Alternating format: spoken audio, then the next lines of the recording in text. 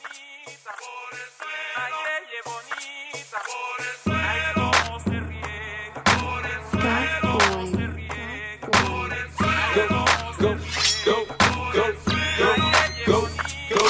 Go, shorty, it's your birthday. We gon' party like it's your birthday. We gon' sip Bacardi like it's your birthday.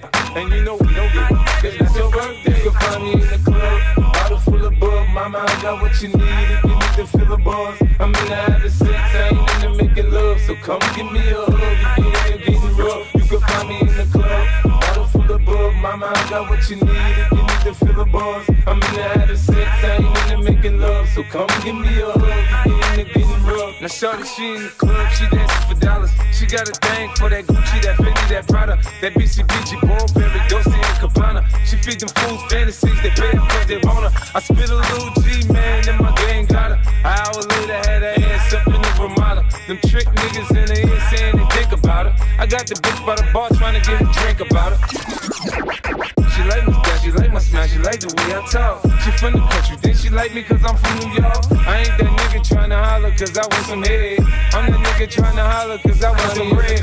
Bottle full of bug, mama, I got what you need if you need to fill the bars. I'm in the having sex, I ain't into making love. So come give me a hug, you get in there getting rough. You can find me in the club, bottle full of bug, mama, I got what you need if you need to fill the bars. I'm in the having sex, I ain't into making love. So come give me a hug, you get in there getting rough.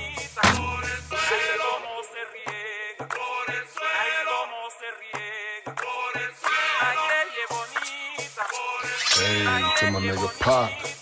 The fans is watching, niggas plotting to get me. Will I survive, will I die? Come on, let's picture the possibility. These niggas got me tossing shit. I put the top down, now it's time to floss my shit. Keep your head up, nigga, make these motherfuckers up. And let these devils be sorry for the day they finally freed me. I got a caravan of niggas every time we ride. Hitting motherfuckers up when we pass by. Until I die, live the life of a boss player. Cause even when I'm high, fuck with me and get crossed later. The future's in my eyes. Cause all I want is cash and things. A 5 double O, bands wanting flashy rings. Bitches pursue me like a dream. Been known to disappear before your eyes. It's like a dope thing. It seems my main thing was to be major. Pay the game sharper than the motherfucking razor blades. Go shorty, it's your birthday. We gon' party like it's your birthday. We gon' sip Bacardi like it's your birthday. And you know we don't give up, cause that's your birthday. You can find me in the club, bottle full of bug. Mama, I got what you need if you need to fill the bars. I'm in the having sex, I ain't into making love. So come give me a hug, you get in there getting rough. You can find me in the club, bottle full of bug. Mama, I got what you need if you need to fill the bars. I'm in the having sex, I ain't into making love. So come give me a hug, you get in there getting rough.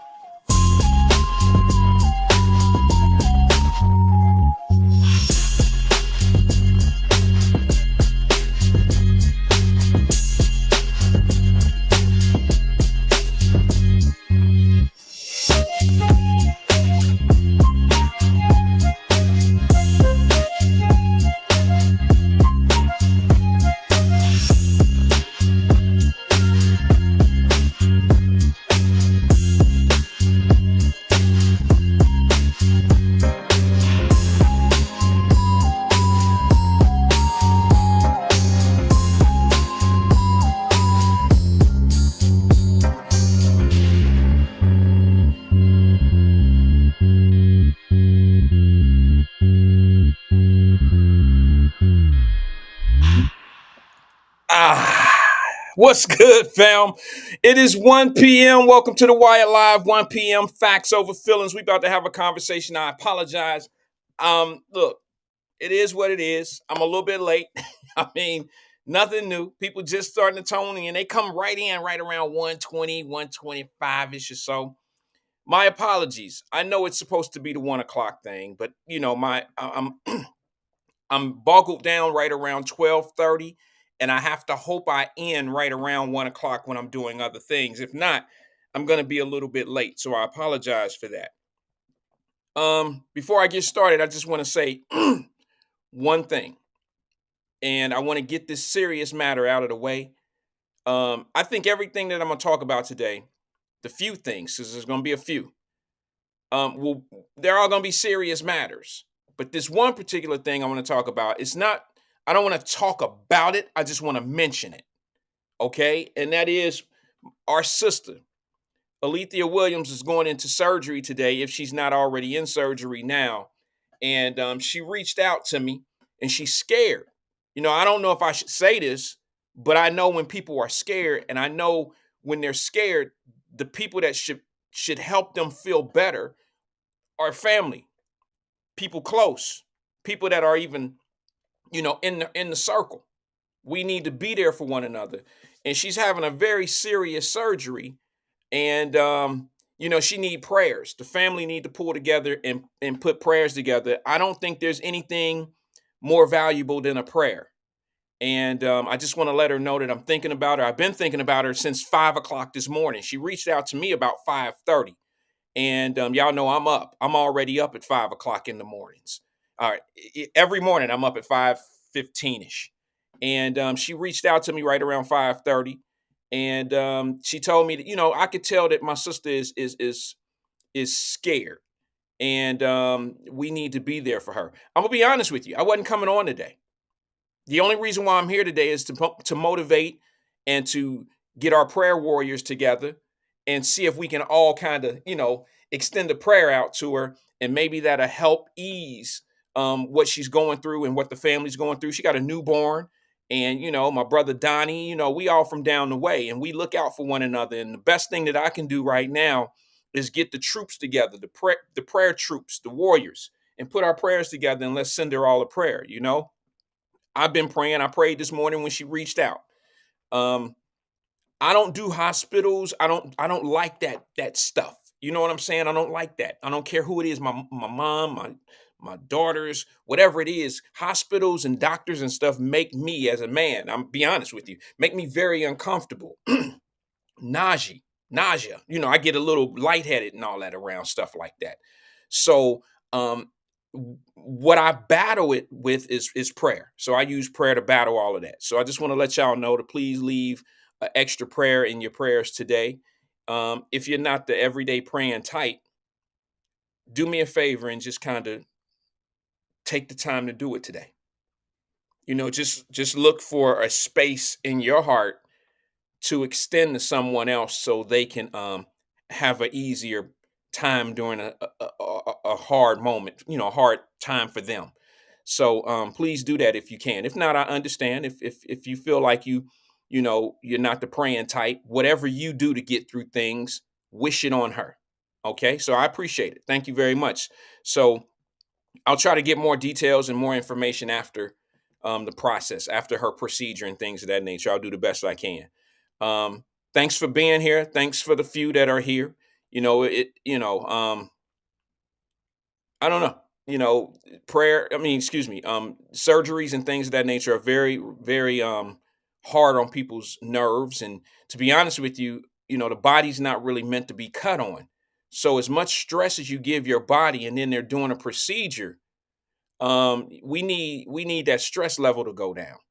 We need that stress level to go down. And the way that you do that is you bring people together and you wish, you pray and you wish well for them, and they have a little bit of ease going through their process. So please do that. Do that for me. If you don't, if you could do anything for me in the world, if you ever ask me what I want for my birthday, or if you want what I want for Christmas, I'm a simple man. I pretty much have everything in life that I want, that I need. But if you could get me one gift, I would use this gift right now for you to reach out and do a prayer for my sister Alethea Williams. How about that? If you don't ever ask me what I want for Christmas or my birthday, there it is right there. I just told you. So I want to thank everybody, the few and the two that are here. We started with 4. Now we got a few more. Like I said, I was not even coming on the air. I skipped my workout this morning, so I thought that I would do it. I thought I was going to be done by 1 o'clock, but I wasn't. As you can see, I'm dressed down today. So in the middle of my workout, I decided, I can't get this off my mind. So let's have a conversation, and I want to bring up my sister and see if we can get some prayer warriors out for her. So that all being said, please send a prayer out. Thanks for everybody being here, man. All right, so listen, man, there's a couple things I want to talk about. One of them is this situation with T.I. and his son. Y'all gonna be shocked when I tell you my opinion about this. You're gonna be shocked. I mean, some will probably say, I thought that way too, Wyatt. I was thinking just like that. And then some of you gonna think I'm crazy. Some of you gonna think I'm very, that I'm nuts because of some of the positions that I've had on kids and the parents being responsible and accountable for what their kids doing and all of that. Some of you gonna think my approach or my stance on this is a little different. We'll talk about that in a second. The other thing I want to talk about is Cincinnati, the city that I claim as being my hometown and always going to be my hometown until they tell me not to come back or whatever, till they tell me they don't want me anymore. I just want to let y'all know something. Cincinnati's police department is at an all-time low in recruiting. I wonder why. Police recruiting across this country is at an all-time low. I wonder why. For all y'all defund the police ass people, for all of y'all that want to give every police officer a hard time for doing his or her job, for all of y'all people that want to act like the police is the enemy, you only got to have a certain mentality to believe that the police department is the enemy. I'm sorry. You're going to have bad people on every type of job, from doctors, lawyers, to police officers, to everything. Loan managers, underwriters, carpenters. Everybody has some group of people in their industry that are bad and do things wrong.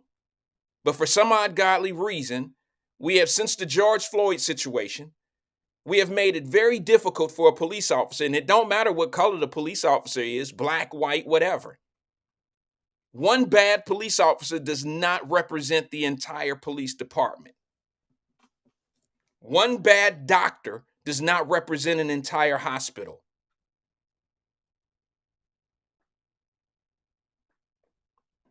I'm sorry to hear that, DC, but they didn't murder your brother.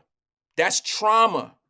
And I'm sorry, brother. I'm really sorry about that, about what happened to your brother, but they didn't do it. It was a particular police officer that did it. And if you're going to, and brother, I promise you, I don't want to get into something that's sensitive to you, because this isn't the place to do it. But if you want to say they and say that all police officers did it, you're going to have a hard time getting over what you're going through. Because it wasn't all police officers that did it. Let me ask you something.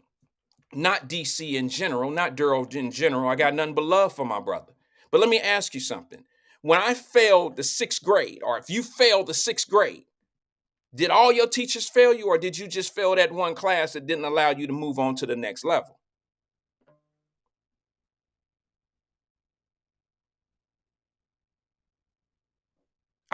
We got to get away from categorizing, because we don't like it. We don't like it when Tyrone or Typee or somebody get caught up in our neighborhood and catch a dope case. And you don't like it when people say all them black dudes do is get in trouble. That's what black people do. All them black people, they don't do nothing. But that's him who got in trouble. That's him who sold dope. That's him who was stealing. That's him who was breaking in houses, not the entire black race. Not everybody. That's that small little 10 percentile. Not all black people are bad. But it's okay for black people to have this perception that everything that goes wrong in our life, that's just how it is because that's them. Sorry. I'm sorry. It's just not how I move through life. But however, now let me just say this. I haven't had a family member murdered. I haven't had a family member removed from this planet by a police officer. So I'm not suggesting that DC is, look, I'm not saying that he's right for feeling the way he is, but I'm also not saying that he's wrong because I don't know the situation. But I know if a doctor did a procedure on my mom and my mother, who has been going through some things, health wise, if one of those doctors do something and it causes her to go the wrong way or something happens, that's in Phoenix, Arizona. That's the hospitals in Phoenix. That's the doctor in Phoenix. I can't go to UC Hospital and say, y'all doctors ain't shit. Y'all killed my mama. I can't say that. DC said this. Well, Ross says not the same scenario. Okay, that's fine. Maybe you don't see it that way.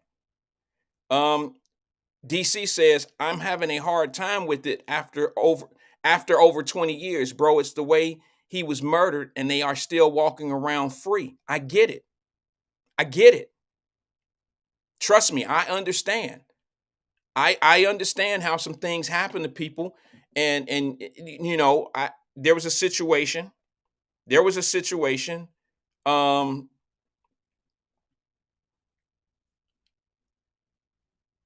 There was this, I don't know what city or anything this was in. I don't know if you know this, DC, but I've shared my story about my best friend in New Orleans, Don Franklin, being murdered by the police officers. I don't know if it was one or two of the police officers.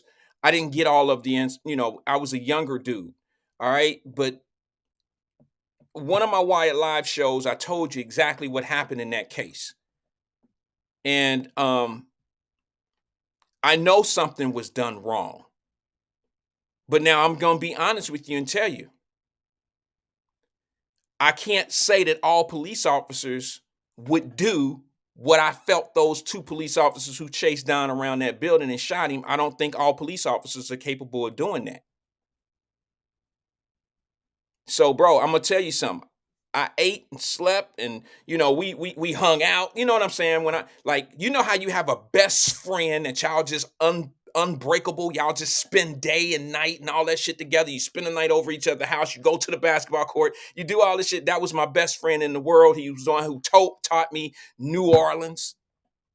He was from the same background that I was from. And, I know he got murdered. I know they murdered him. I know they murdered him. But I don't think that all police officers are capable of doing that. That's just how I feel about that. So, DC, don't think that I'm trying to take anything away from whatever the situation is. Brother, you and I have never had a conversation about it. And for me to truly understand how you feel about your situation, I would probably need more information. So that's just, that's just how I want to stay on that. However, I'm pretty sure there's a legitimate reason why we can't get police recruits in the city of Cincinnati. And city of Cincinnati is not the only city that's having problems getting police recruits. And it's because nobody really wants to do the job. Nobody wants to do the job because of what it consists of. And if you think people are just getting that job so they can go in there and be corrupt and be able to beat anybody's ass or write you an unwarranted ticket, or they just want to be an asshole to you, I think, I just don't know what to tell you. You have a very cynical mind. I don't think everybody who takes that job is wanting to cause havoc in your life. That's just my opinion. Some people may see it a little bit different. I'll be honest with you and tell you that I used to have this stereotype of police officers personally. When I was coming up, I had a stereotype of them, and it's somewhat true. I think police officers, to be effective and be good at the job, has to have two types of personalities. They have to have a criminalistic mentality. Who would want to work around criminals all day, every day? Because that's what your job consists of. Who would want to do that if you don't have a criminalistic type of mentality? It's the same thing about picking a book. Your mentality judges the type of style book that you read, like from the author all the way to what the what the premise of the book is, right? So, if you like mysteries and not, mystery novels and things of that nature, you have a certain type of personality. If you like gossip magazines and gossip type books and, fictional type, non-fictional type of stuff, you have a certain personality. So I used to say that about police officers. In order to get that job, to do that job, it takes a certain personality. You have to have a criminalistic mind. I'm sorry. You have to either have a solve the puzzle, solve the mystery type of mind, or you have to have a I'm about to chase these guys down the street ass shit. I mean, that's just how it is. That's why the ones who get the job talking about I'm just taking this job to make a change, they don't last long. The ones that think they about to take it's the same thing in the legal field. The guys that come in and say they want this job because they about to change the world in the court system, and they get there and they have a wasted law degree. They go get a job at Procter and Gamble in the legal division, and they don't do criminal law. They don't do anything. Then they find themselves burned out of doing law, and it's just like you thought you were about to change the world. And a lot of these police officers think they're going to change the world until they get in here and see what the system is about. The system is a revolving door, and I'm going to tell y'all something that I've probably said it on here before, but the system is a revolving door, and it's like that on purpose. It's a revolving door, and it's that way on purpose. Now, you may not be in the rotation. You may not be in that rotation, but that system is a revolving door, and it's set like that on purpose. All right, let me check on some of the chats because that's not what I was talking about, but I'll entertain some of the things. Let's see. I'm gonna go back.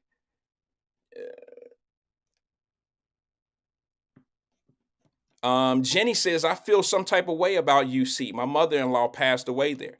Yeah. And to be honest with you, Jenny, we both know it was a doctor, right? Maybe that doctor and his nurse team and things that it was them. It wasn't UC, it was them. But you know what I'm talking about.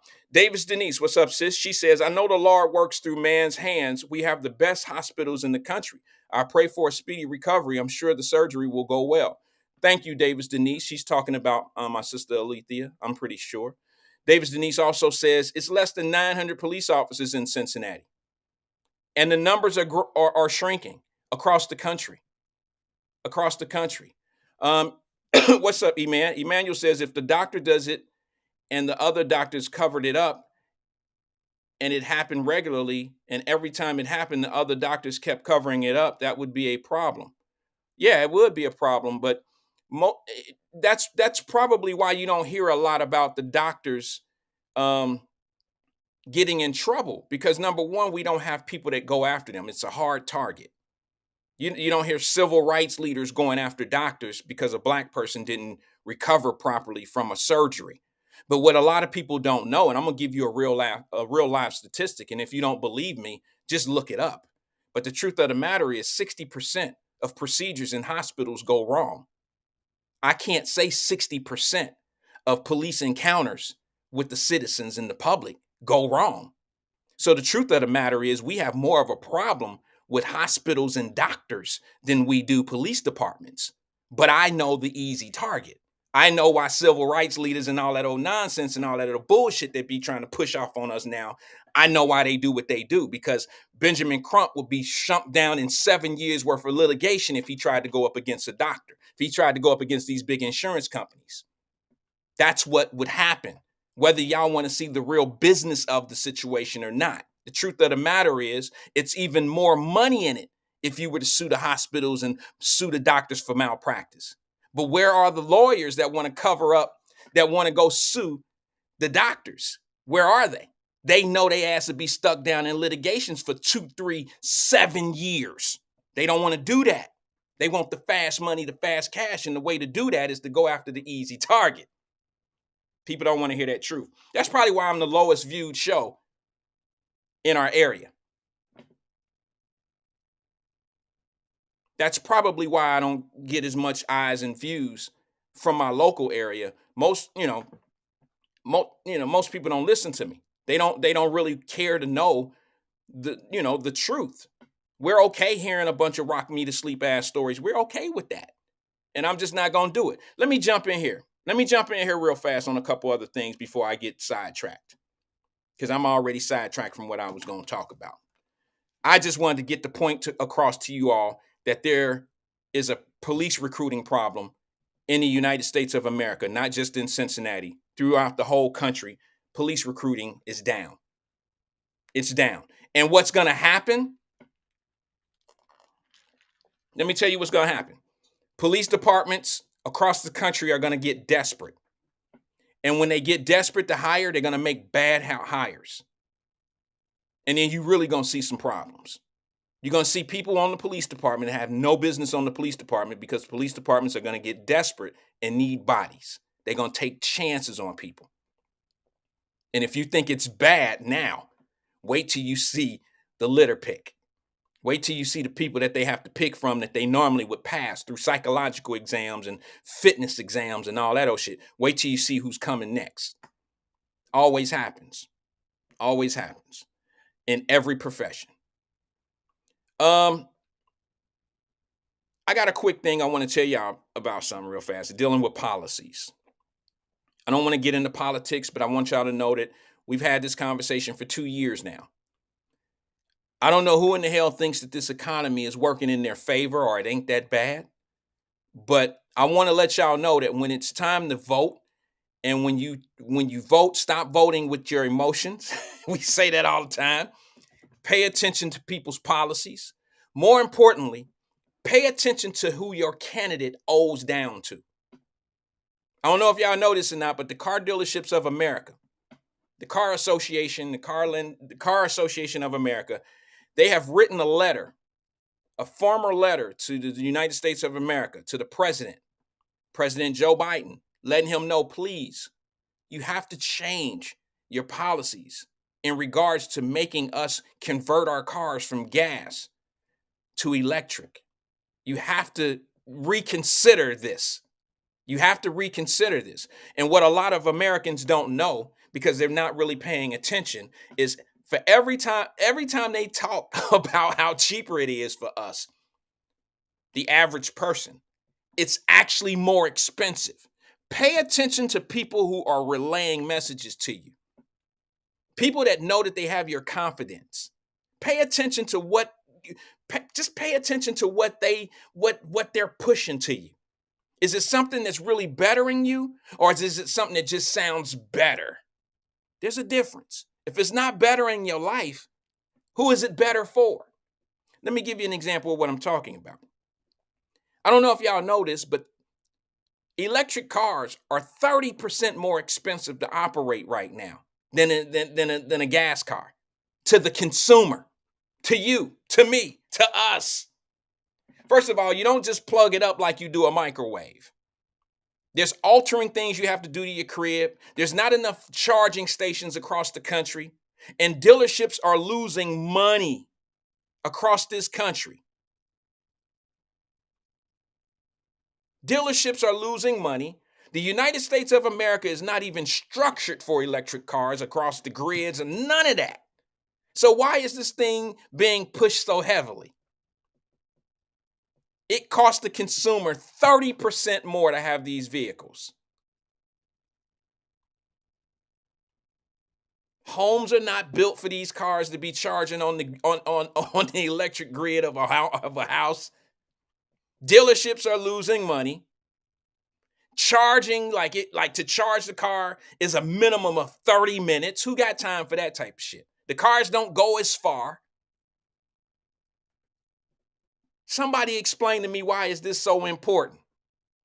And guess what? More importantly, we got to get the majority of the parts and the functioning parts of the vehicle, such as battery, lithium, and all that shit, from China.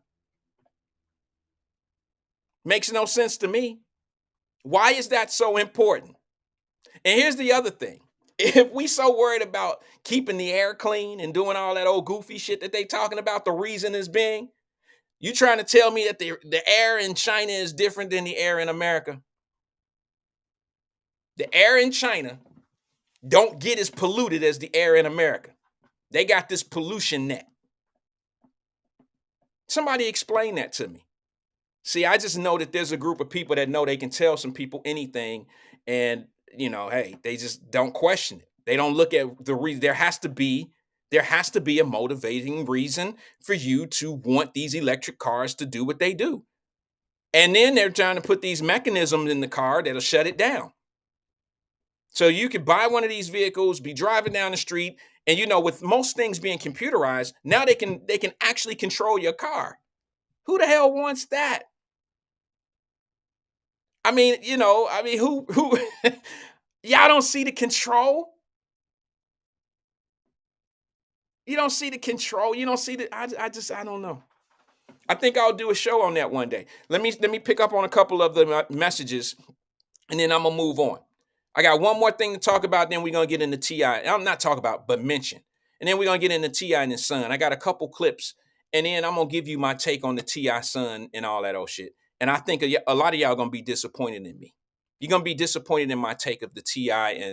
and his son King. You're gonna be a little disappointed in my take on that. I'm pretty sure. Sierra Brooks, what's good, sis? She says, we don't have the infrastructure to support electric cars. Also, if you don't own a home to install a personal charger, you're kind of screwed. That ain't how the elitists think, Sierra.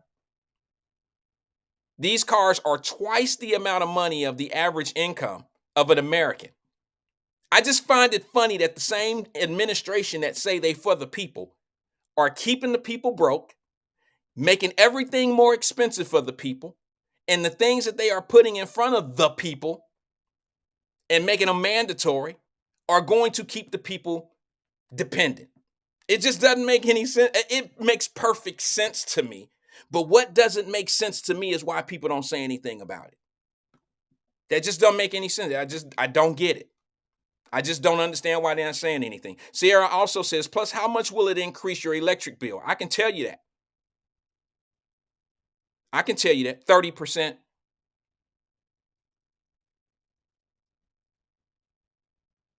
And she also says, I'm sorry, she says, plus, how much will it increase your electric bill? Also, won't it just increase electricity consumption at home? Yes, it does. Not to mention a $4,000 battery after 3 to 4 years of the vehicle being used. It all depends on how much you drive it. So imagine driving a gas car right now and your transmission fall out. What is it, $2,500? Who wants that problem? But we all know that when you buy an electric car, once the battery is gone, it's a $4,000 purchase. So you either get rid of the car because it has a bad battery, or you just go out and buy another maybe $60,000 electric car. Makes no sense. And I don't know. I mean, this is the same group of people that's trying to tell you that the economy is not bad. I just don't get it.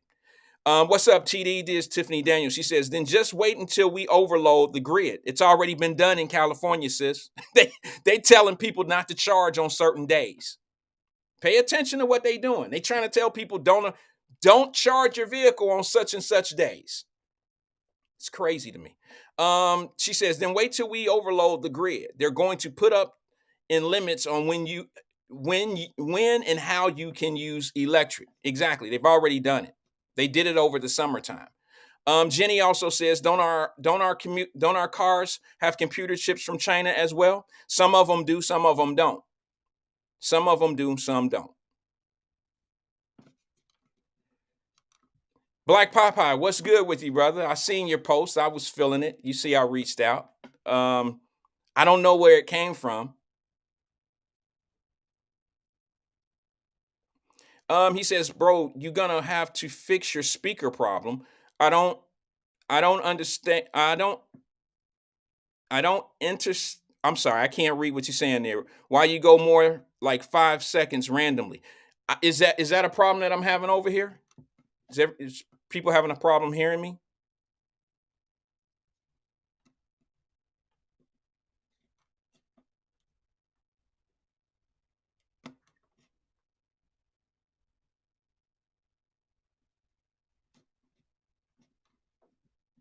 Emmanuel says you had me at dealerships are losing money. Got to protect the dealerships profits. No, I think you're misunderstanding where I'm coming from on that. The point is they're they're they're making dealerships, they're pushing these cars down dealerships' throat. You got to understand. I mean, how would you like it if you owned a t-shirt company or something like that, and America told you you couldn't sell t-shirts that were made in China?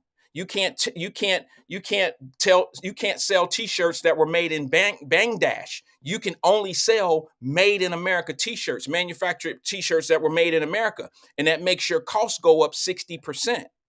That cuts into your profit. Do you want someone to dictate where you buy your wholesale products?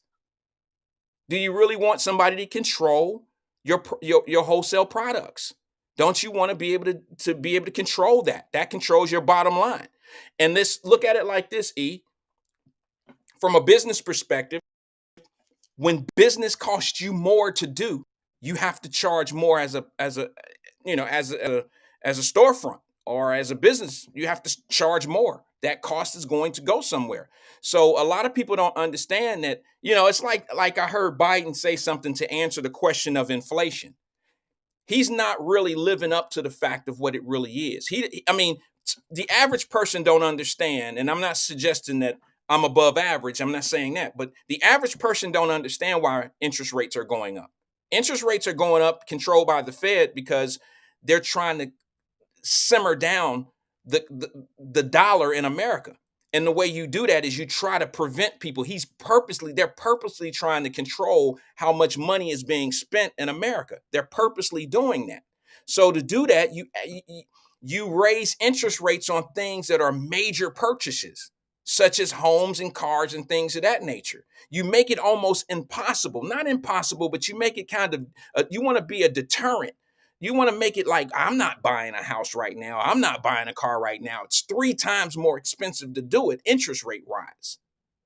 And if you really look at it, it's done like that on purpose to make you not want to make those purchases. And and he doesn't want to. President Biden don't want to take that responsibility. He's trying to blame everybody. He's been a blame guy ever since he's been in the office. And we've had this conversation at the beginning of the administration. Everything was somebody else's fault. And I kept trying to tell people, like, no, this is based on some of the policies that you put in place. So, let me just ask you, if you're doing some shirts for someone and you give them a quote and they say to you, damn, bro, this is about 20% more than what you normally charge. How would you feel if they say, well, you just price gouging us, bro? You doing that because you're trying to take advantage of the church. You're trying to take advantage of your friends. You know we gonna buy them from you, but your price is going up. You can't charge us like that, bro. Your stuff is going up. What are you gonna say to them? Well, my prices went up. The cost of doing business went up. I have to charge more. Or you can go ahead and sell it for the price that you normally sell it for. Your cost of goods went up and you're taking less profit. So you have one less person to pay. You have one less thing that you can do with the money that's going to enhance your business. You make the sacrifice for the business. If that's how you want to roll, that's how you want to roll. But now, McDonald's, is my sound gone? You would blame the government if the government told you you couldn't buy made in China t-shirts, made in Bangladesh t-shirts. If the government told you you can only buy certain things, that was your wholesale price or wholesale premise, you would have a problem.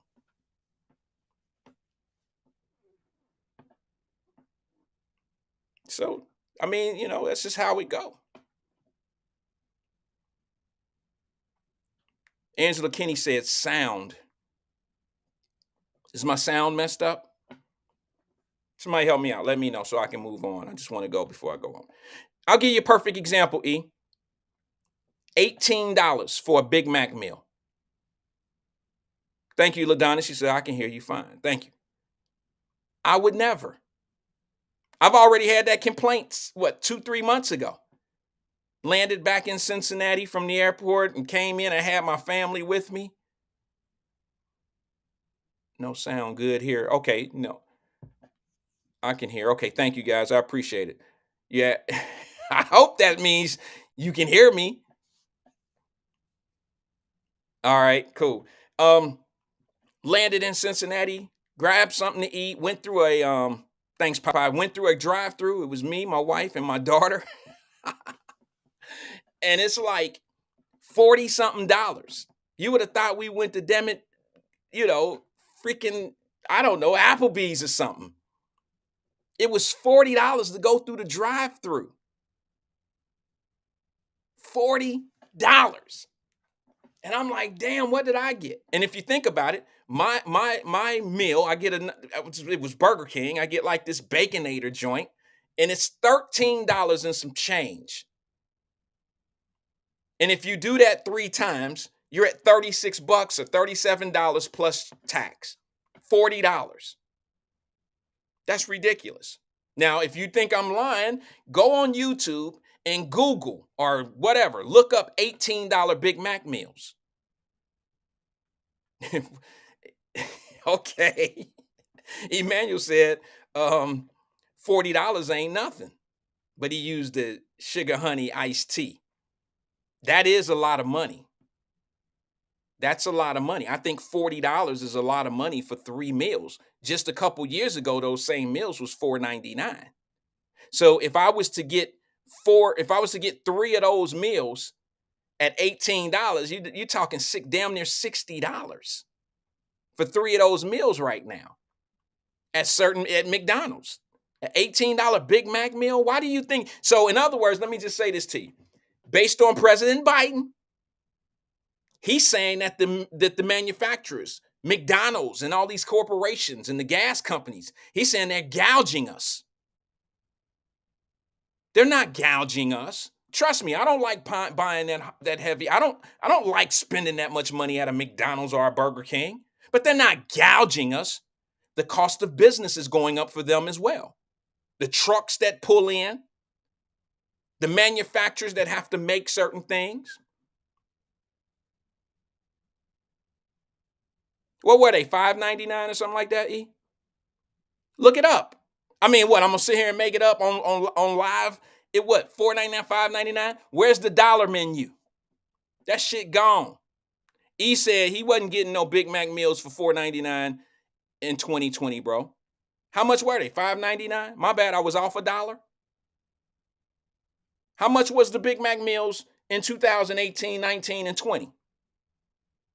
They were nowhere near double digits. They were nowhere near $10 plus. Look it up. And the only reason why they're more expensive now, I'm not like mad at them. I understand the process. I understand that the cups cost more. Everything costs these companies more to do business. Not to mention the same people who want to holler about what minimum wage need to be. You don't understand. All you doing is asking for higher prices when you start talking about that minimum wage shit. Sorry. When you start talking about what minimum wage need to cost and all this old stuff, you just asking for your fries to cost more. That's all you're doing, because that cost is going somewhere. That cost of business is going somewhere. Let me move on to what I was wanting to talk about. Hold on one second. I want to see what's on the cards. You look. Boy, y'all sidebar conversations or something. Daryl Carpenter, that's a good point. He said, DC said this. I have a rebuttal for this too, DC. DC said, America don't give a damn about inflation, bro. I beg to differ on that. He says, we had record numbers during Black Friday and Cyber Monday. They had to. They had to.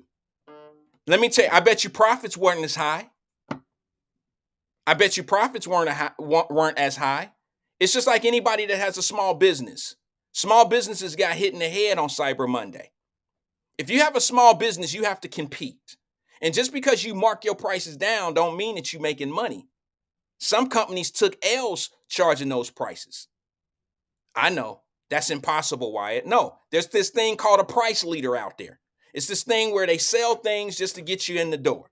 And they'll take a loss on one thing so other things can get by and they can make a small profit on. And just because, it's just like anything else. I could do $12 million in business this year. Does that mean I made $12 million? I can have a high end, I can have a high end, a great year this year and do record numbers. But what about the discounts that I made? If I'm sitting at a normal 20% profit margin and then I do twice as much numbers, but then my margins are only down to 7%, I actually made less money this year than I would have made last year. You got some people that look at gross and they just don't get it. You can't look at gross numbers and think that you understand what's moving out here. Like when they say this is a false perception. When they say that car companies are record high, they're doing record high numbers. That don't mean that they're making money. It all just because you sell something at a price don't mean you made the same profit margins. It's just like that. Sorry. Some understand, some know exactly where I'm coming from. You just because you're doing record numbers on Black Friday and Cyber Monday, the same TV that they may have sold for $700 last year, they have to sell it for $550. So they may have made $150 on it last year as a profit. This year, they only making $25 on it.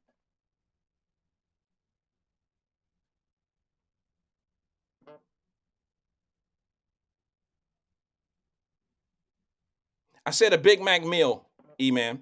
E-Man want me to be wrong so bad, y'all. He want me to be mad so bad, be wrong so bad that he then went and figured out how much a Big Mac was. He then Googled it off of the Big Mac Google thing, and he said this. I want y'all to see this. He said a Big Mac in 2020 was $4.89. Right now, a Big Mac is $5.58. I don't think anybody did anybody get it clear when I said a Big Mac meal? Did I not say a Big Mac meal? So that means you get a Big Mac, fries, and a drink, and they're $18 in some McDonald's. Now, of course, it all depends on where you are.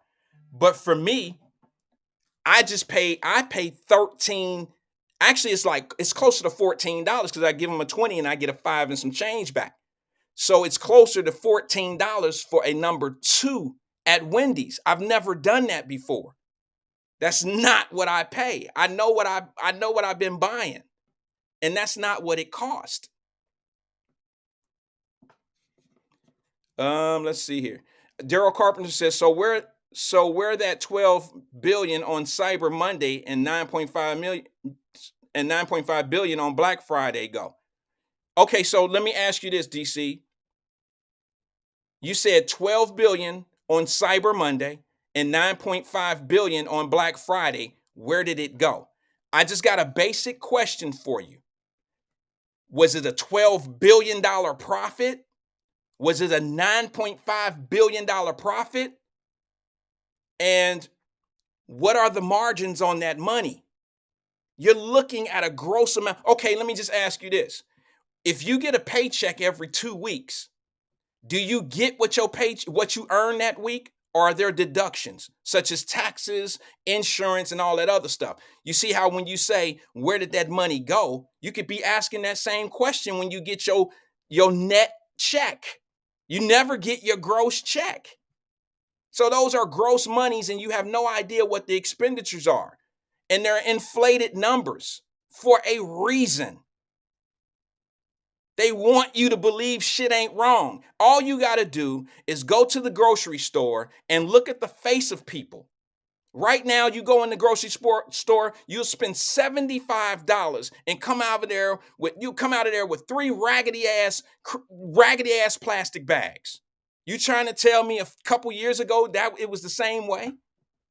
I'm just imagining that these 8.2% interest rates on property out here ain't no problem. Ask some of your real estate agents out here. Ask some of the people. Don't ask the people who trying to buy a house.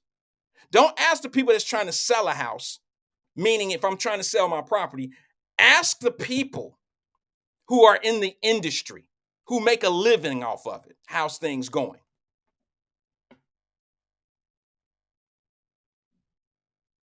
Ask them. That's probably where you're going to get your truth. And if they can come in and tell me I'm wrong, feel free to do so.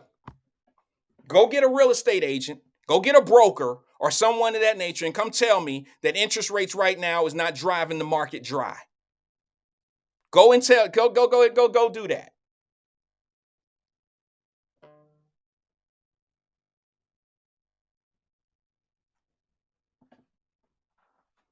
Regina says 7.8, not 8.2. Y'all see how I'm getting pinched? But let me explain something to you. Your 7.8 is what kind of credit score? See, for every time y'all try to rebuttal or say something and go against what I say to you, I got something for it.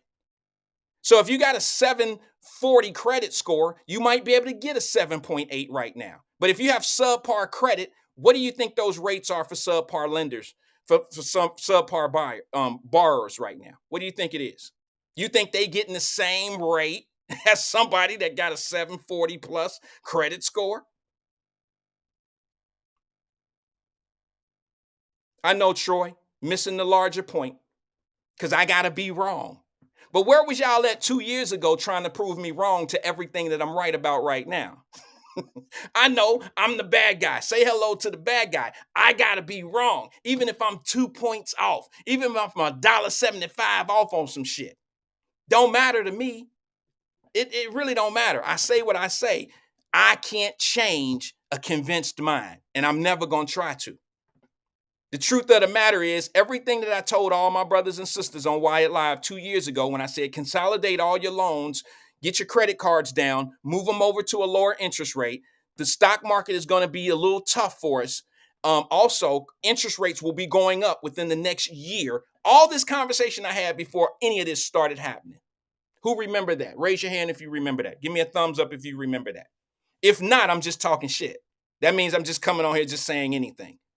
But who remember me telling you, all right, what we got to do, we got to get our we got to get our we got to get our lend, we got to get we have to get our debt to income down. We got to move and transfer some of this. We got to consolidate some of our debt. If not, we're going to be in trouble, because I guarantee within a year, interest rates are going to be doubled. Who remember that conversation? Here's Tiffany Daniels. Tiffany Daniels, I haven't read your comment yet, but let me tell y'all what Tiffany Daniels does, because maybe it's something against what I'm saying. I don't know. I haven't read it. I just want to let y'all know who she is. She's in the real estate market. I'm pretty sure she's an agent, and I think she does some brokering as well. I could be wrong on the brokering end, but I've seen her on her Facebook page being at closings and things of that nature. So I'm going to read her comment and see what it says. She says, the housing market is down. Of course, people are still buying. I feel for people in the rental market. People are buying because they just don't know. Let's be honest about that, Tiffany. They just don't know. My niece just bought a brand new house. Well, it's a new house to her. She don't know any better. She don't know that 799 rate is crazy. She don't know that now. She's 28, 29 years old. But here's the thing. If you and here's my recommendation. I'm just going to say this to some people. Some may not agree with me. Tiffany may not even agree with me. But let me just say this to you. If you can find a piece of property right now that's good for you and it's affordable for you right now, don't be afraid to buy it. Here's the reason why. The market is a little dry because people can't. A smart buy. I hate to say this, Tiff. An educated, smart buyer wouldn't buy right now. An educated seller wouldn't sell right now. Because number one, with rates being what they are, you're going to get $100,000 less of a house right now. So if you have a mortgage payment of $2,500, let's just say, just using a number, that's probably somewhere in the realms, depending on the rate, that's probably somewhere in the realms of $300,000 to $350,000 worth of house. Not at 8%. At like a 4% rate, 2.9, excuse me, at a 3% rate, $2,500 is probably about $350,000. So now what happens to that $350,000 purchase if the rate is 8%? You're going to lose $100,000 worth of house.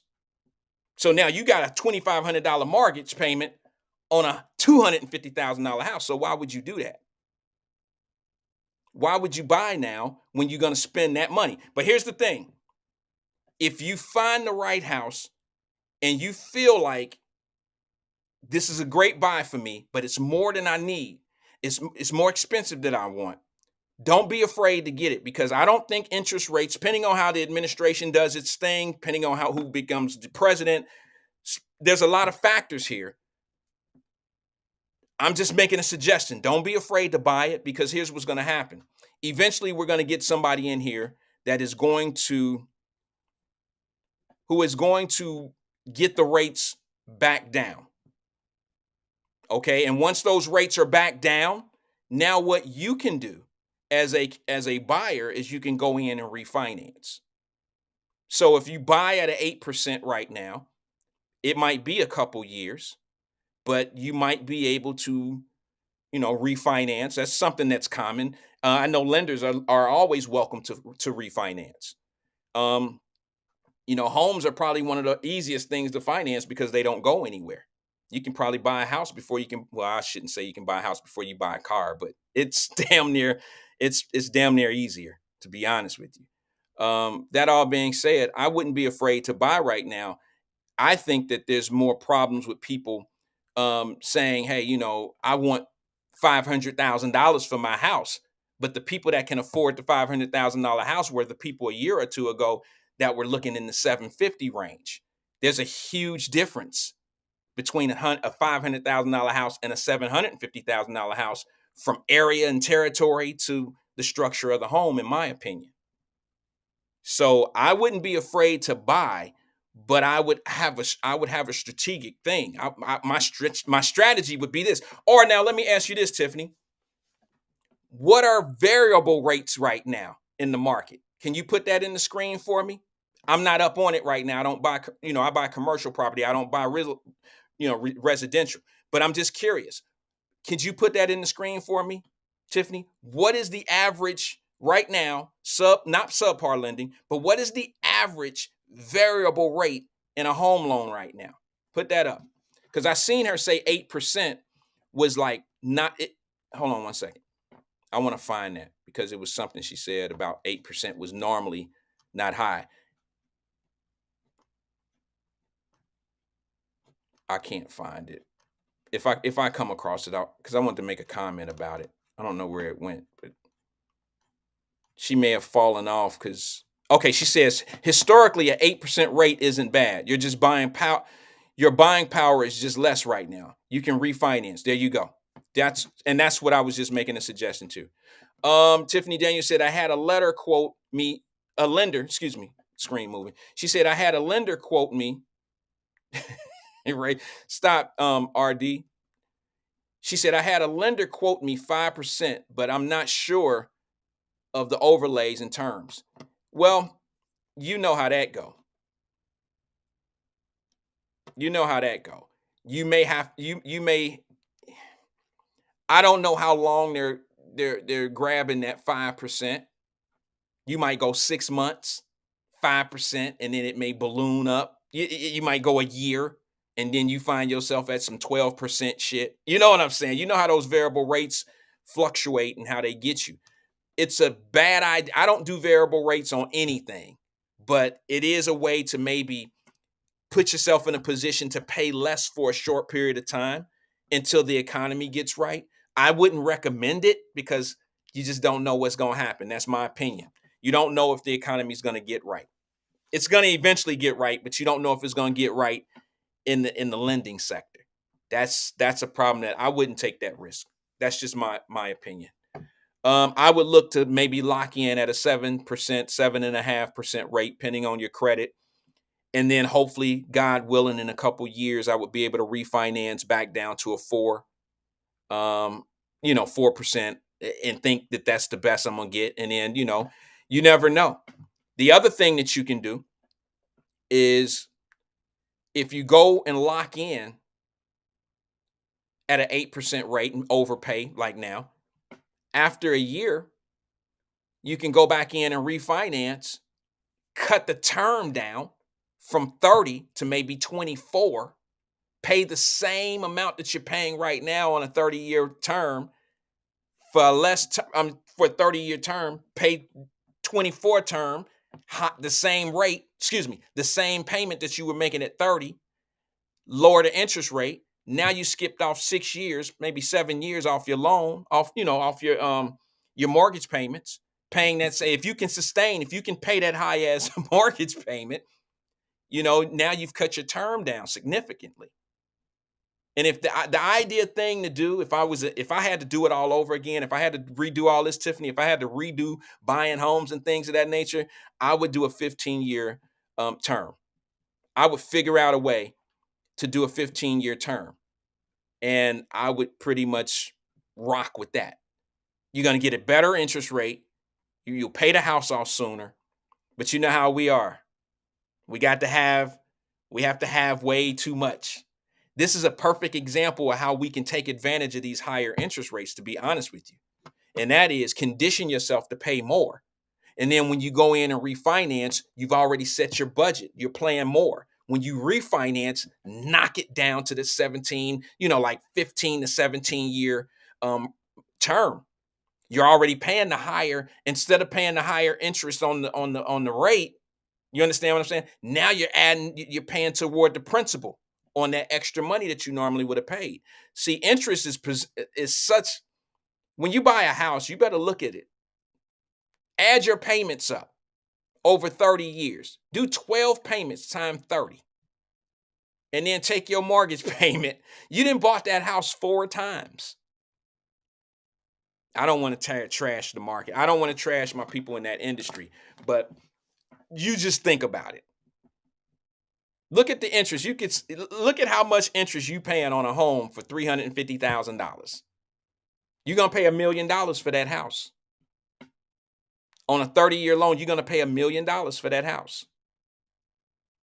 And people don't understand, that there's better ways of doing it. That's just my suggestion. All right, look, let's get to it, man. Let's get to it real fast. Let me see if I have this video. Should I entertain some of these comments? Because I didn't really see them.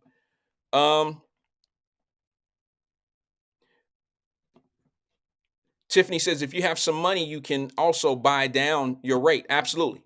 The more money you put down, you can get a better interest rate.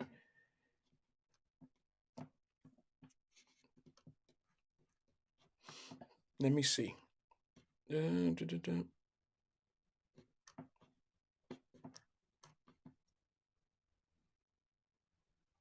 Okay. All right, let's move on. Let's get to this TI thing, if you don't mind. I'll be getting out of here in a minute anyway.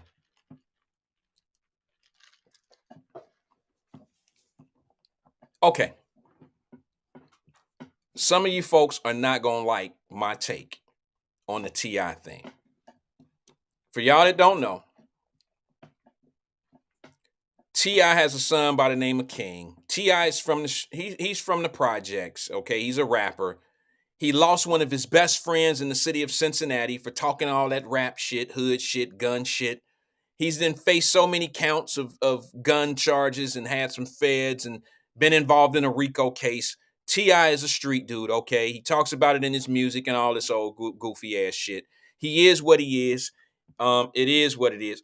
I'm sorry. If y'all don't mind, can I take this phone call? They've been holding for a minute, and my apology. I should have known to do this. You should have put a note in the screen call. Oh, now they hang up. They must have forgot they were on hold. Call back, caller, if you don't mind. I don't know who it was. I just flicked over to it. Call back. My apologies. Soon as I hit the here I am, they hung up on me. And they were on hold for 15 minutes, 16 minutes to be exact. But T.I. is a gangster rapper who had an opportunity to do some, he did some cuts with some R&B artists, and he became mainstream. His wife is Tiny. She used to, sing with Escape. They still a group. She actually is very talented in songwriting, producing and songwriting.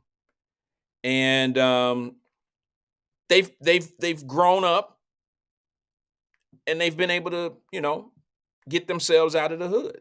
All right. They live in a gated house, gated community. They've had several children together. And some of y'all act like what T.I. and Tiny is going through with their child right now is like it's different. And I'm going to tell y'all right now, I know kids, and I've seen kids over my years that are just like this kid. Got two parents, they got some money, and the kid want to hang out in the streets. As black folks, why is that so damn shocking to us? Half the kid, there are a lot of kids that are going through exactly what this King kid is going through. I don't know why y'all think this is some uncommon ground. I can speak from a perspective of this. I remember growing up down the way, and I remember some people getting dropped off in the hood, and I remember wondering, what the fuck y'all doing here? Why would you want to come down here? I mean, think about what I'm saying to you. I know it's fun. I know we play games that y'all don't play out there. I know that we had this little type of family oriented shit that y'all don't really have maybe out there. Maybe amongst your household, y'all have it. But in the community, y'all don't play football in the street. Y'all don't do what we do. I get it. But don't act like some of y'all didn't get dropped off in the hood. And I'm going to tell you right now, some of the hood kids, and I was one of them, was looking at y'all ass like, what you doing here? Why would you even want to be here like that? Sound kind of odd, don't it? So why don't y'all understand why King want to go play in the hood? Why don't y'all get it? Especially some of y'all that got dropped off in the hood. Why don't y'all understand how disrespectful he is? Why don't you think that's how a lot of the people in today's society, the kids in today's society are? They're that disrespectful.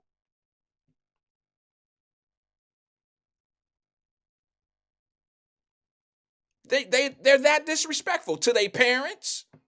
They that disrespectful to the elderly. They're that disrespectful to everybody that they're around. They don't honor themselves. They don't honor the people that are around them. So I'm just trying to understand why y'all got a problem with this King kid for being disrespectful. His mama and his daddy raised him that way. His mama and his daddy talk a lot of shit. She's a rock star or a superstar. She's been on the road her whole damn life. All they smoke and do drugs and shit. His daddy don't do nothing but talk about gangster shit. What makes y'all think they gonna produce something other than a king? What he is? He's not a king. I'm saying that's his name. What makes you think that this kid, whose daddy done been in jail, who done caught all these cases, he talk all this old shit.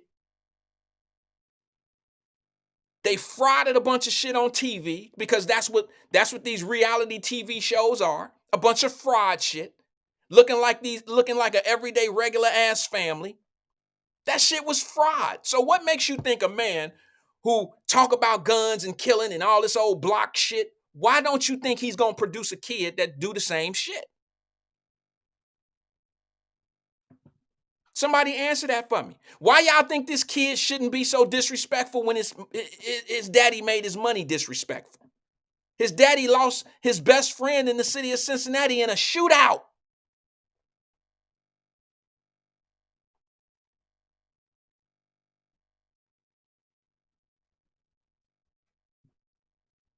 Am I like saying that it's okay to be this King kid? No. I'm just trying to understand, why don't we get it? Why don't we understand? I mean, look, here's the thing. The video show, and I'm going to show y'all the video. He's disrespectful. But all he's doing is acting out the current culture of that group of people that T.I. made his money off of.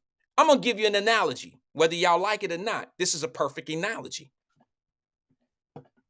I grew up in a community that sold drugs. Okay? I knew a dude who sold dope. I'm trying not to say this about saying names because sometimes the little brothers and they watch the show sometimes. So I don't want to be insensitive. But I grew up with dude that sold dope. His little brothers and all of them used to wear Jordans, and they wore the flyest little suits and the flight suits and shit from Jordan. Everybody was clean. But his mama ended up on dope. Daddy ended up on dope. It was a dope house.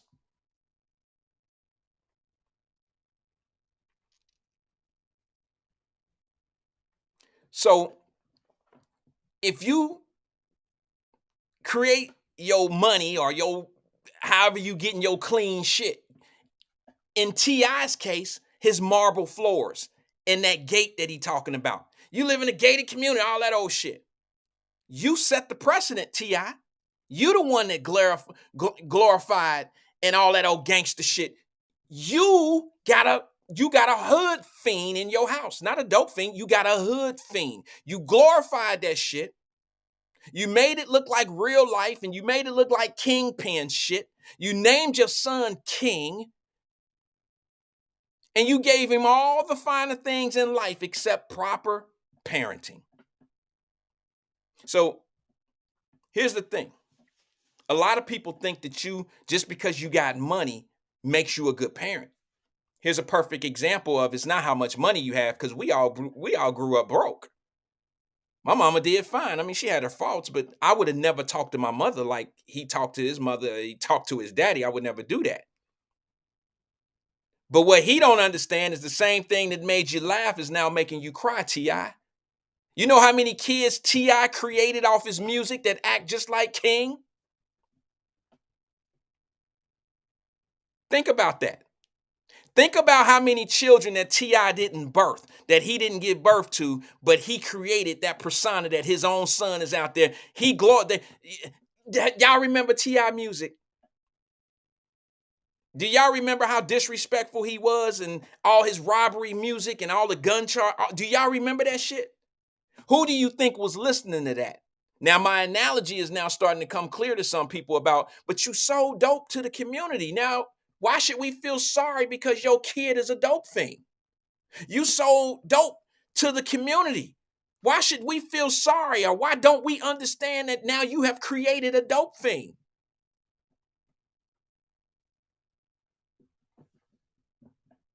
You don't think that people are going to look? He got enough kids where they all gonna go their own separate ways and do what they need to and do what they do. He got one son that's a country singer from mine. I don't know if he's still doing it, but the one little boy is a country singer. I never seen that coming. But I would think that what's happening with this King kid is more likely to happen to a T.I. and a Tiny than him having a kid that's a country singer. Now, I think we all might agree with that. Chances are, if you threw up gang signs and was talking about the dirty South and gangster and talking about lean, and you didn't made your money off of selling destructive lifestyle, I would think that destructive lifestyle is going to hit your home. So no, I'm not saying that I agree with King being mad.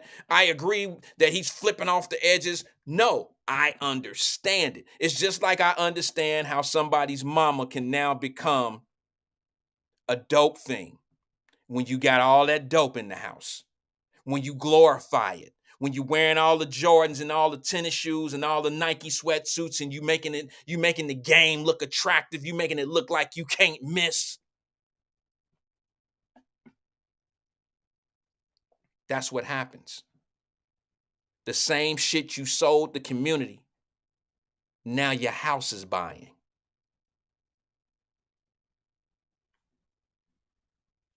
Common. It's common where I'm from. I mean, I'm used to hearing shit like this. So when I watch King say shit like, and I listen to his mom and his daddy in this video, I got problems with it because now they trying to make him feel bad because he had a silver spoon in his mouth. They never even made him understand the difference growing up. See, that's their fault. Y'all don't see that. Some people do. But you just want to act, you want to say, hey, at the end of the race, now you want to tell him how he had all these advantages. No, you got to teach a kid his advantages and his disadvantages while you're going through the struggles. You can't just let a kid walk through the path that they walk in and don't explain to them shit. And then when they get to the end of the race, now you think that you want them to be who they should have been through all those struggles. You can't expect that from a child. You can't expect that from anybody. And y'all excuse me, and y'all daddies, y'all know that more than I do. Some of them lucked up and got a woman pregnant, a girl, young girl pregnant. That young girl was about her business. Make you look better now, don't it, daddy? Make you look better. Make it look like you done did some shit positive in your son's life. You ain't done shit. You just got lucky and had baby with a woman that with a girl that ended up taking care of her business. And now you got a son out here that ain't got no structure of a man, but he looked like he doing all the right shit in life, and you feel proud about that, and you ain't been nowhere in this boy's life. Just because you have a big gate, big house, marble floors, don't mean you know how to be a father. It don't mean that.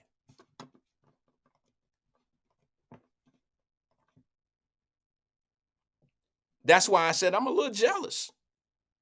I'm a little jealous of some of these dudes that didn't take care of their kids.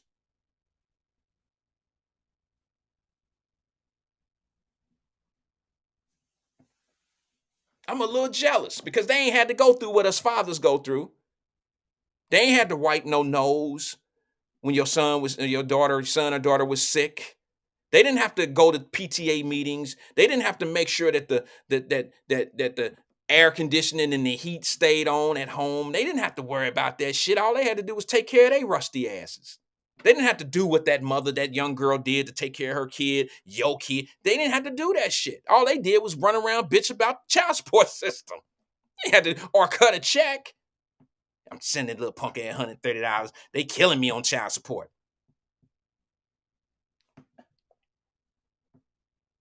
So what y'all gonna say? Y'all gonna say just because T.I. and Tiny have $1 million, $1 million plus dollars, and live in a big, fat, nice house, you gonna say that King is supposed to understand his privileges? Maybe they didn't teach him. I know I told y'all I was gonna shock some of y'all. King has not been raised any different than any other kid in the hood who glorify certain nonsense. And just because he has advantages in life don't necessarily mean he understands them. It don't mean that he know.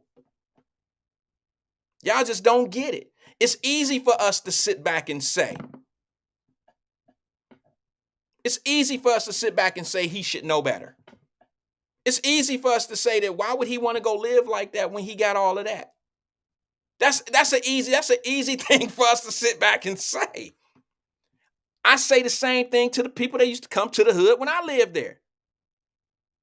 Why did your mama and them drop you off down here? Why? You ain't supposed to be down here. This ain't, look, and we all was the same. Look, say what you want to say. Judge me if you want to. But I would have traded spaces with one of them at any time of my life. I would have been gone. I would have been gone. Not to say that I didn't enjoy my time. I enjoyed my time in the hood. I enjoyed it because I didn't know any different. But I remember when I was at the Boys and Girls Club, and I remember when it was the Big Brother program. And I remember when them St. Xavier boys used to come and be our big brothers, and they would take us on these little, like the picnics at the house and shit like that. I'd have left the hood any time to live like that. I would have left.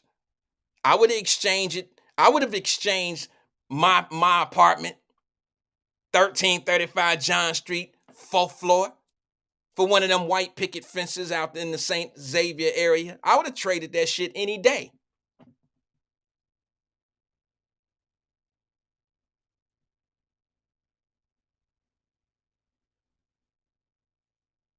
So look, I guess the moral to my story and my point is this. Oh, I tell you what I'm going to do. I'm going to play a D.L. Hughley clip. Now, I'm going to be honest with you. I'm not a fan of D.L. Hughley. Okay, I understand his jokes. I get him. And, I mean, he has good conversation sometimes. But I'm not a D.L. Hughley fan because of him and Monique getting into it and some of the position that he took on my girl Monique, okay?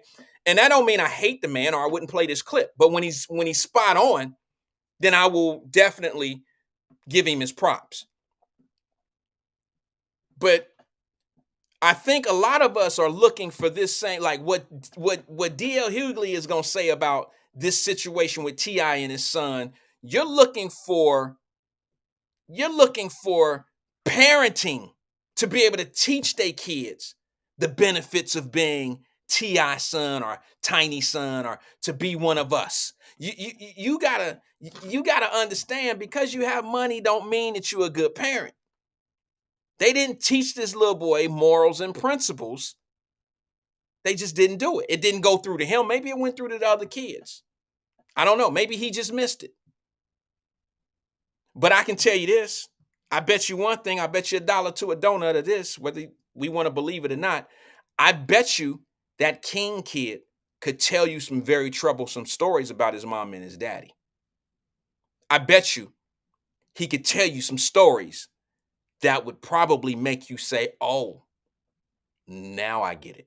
And just because the other little boy, his brother, his younger brother, I think he's bigger than him, the country singer dude, just because he's not acting out like King, don't mean he don't have it in him. And maybe he just not built that way. Maybe he has the same outrage and the same deflection, same thing in him. He just handle it different. Maybe his outlet is different. Maybe that's why that motherfucker went over to country music.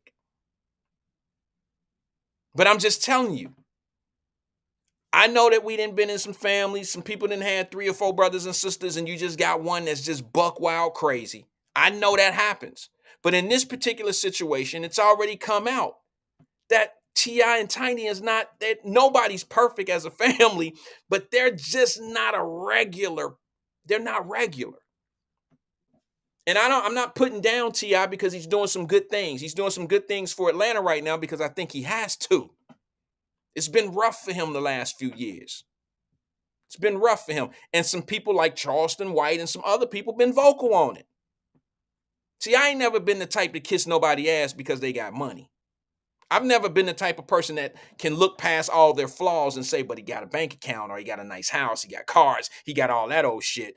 And now I can look past what he is and what he stands for. Nah, I ain't about to do that.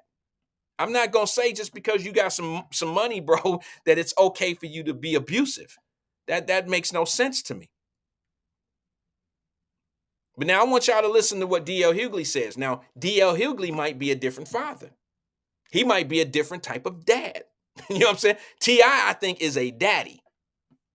D.L. Hughley is probably more like a father. As much as I don't really care for him, I still got to give him his props. Check out what D.L. Hughley says. Son, right. King had right. He was basically saying that he went through a lot of struggles. Right. His mom and dad are and he's live. He's live. And while they're in a suite, mind you, but basically saying he's been through all these struggles, and his mom and dad are yo, you had a silver spoon. I saw it.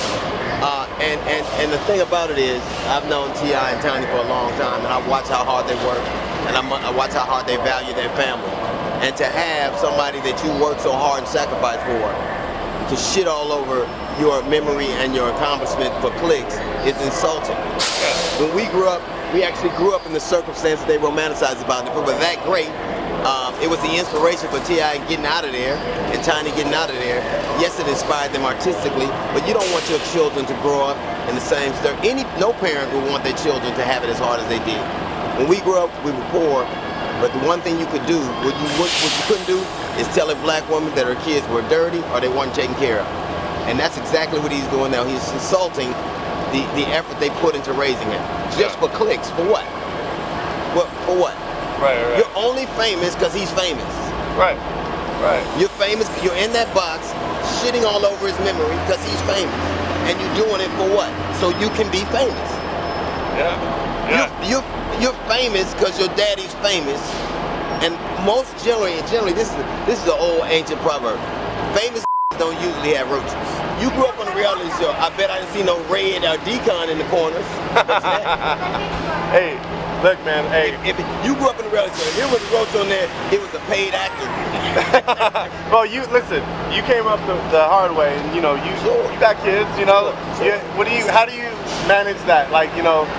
I'm sure your kids probably didn't talk like that, but there's probably been moments where you're like, hey, you got it good. There have been moments, obviously, when you didn't felt that they were sufficiently appreciative of what you've done for them. Right. But I think in the end, my children are much older than he is now, and I think in the end, he'll understand how silly what he's doing is. Okay, I kind of agree with DL, but DL Hughley may be a different father. You understand what I'm saying? He raised his kids differently. Yeah, I don't know what conditions, DL Hughley. I don't know what conditions he grew up in. He say he was poor, but everybody's poor is different. So T.I. and Tiny is saying you ain't never woke up with roaches on you. Well, let me just be honest with you and tell you some shit. Okay, I'm tired of this super duper ass poor shit. All right. I grew up in 1335 John Street in law homes.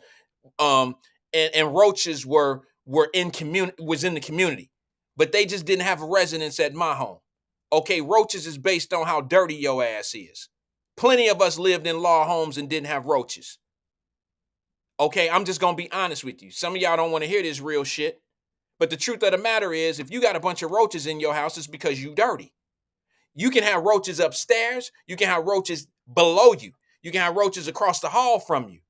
If your unit is clean, they ain't coming over to your house. They not coming to your house. They have nothing to eat. They have no reason to be there. So here we go, all this old super trying to act like this kid since he didn't. Thank you, Princess Fly. She said, right, we didn't have no damn roaches. Roaches was in the Fae. I went to some friends' houses and I seen roaches. Miss Betty didn't have no roaches, LaDonna. Miss Betty didn't have no roaches. That was one of the houses I used to go to with my best friend, Sean. I didn't ever go over there and see no damn roaches. And it was just who you live. It's how you live. So I ain't going to pour on the roach problem. But all I'm telling you is, you want to try to belittle this young man and say some shit like, you ain't never grow up with roaches. You ain't never grow up with roaches crawling on you. Neither did I. Who grew up with roaches crawling on them? Go ahead and tell me how poor you were. Go ahead. You tell me that you grew up with roaches on you, and I'm going to tell you lived in a dirty-ass house. I don't care what neighborhood you live in.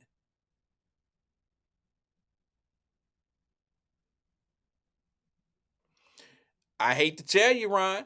I'm sorry, brother. I don't mean to be insulting. You put it out there. You said that's not true because my mother wasn't trifling, but we had roaches when we stayed in the Fay apartments. Maybe y'all didn't know how to fight them away. But everybody in the Fay did not have roaches. We didn't. And everybody that lived in law homes didn't have roaches. That don't mean if I lived in 1335, if I lived in the building and I'm on the 4th floor, that don't mean the 1st floor, 2nd floor, and the 3rd floor didn't have roaches. Our unit didn't have roaches. We didn't have roaches. So what that make me? An elitist ass hood dude? Because I can hear it now. The people that really been waiting for that opportunity to say, I told you he was one of them elitists. Okay, so I'm an elitist ass hood dude that left law homes for the Fay apartments, and neither one of the apartments had roaches. What does that say about my mama?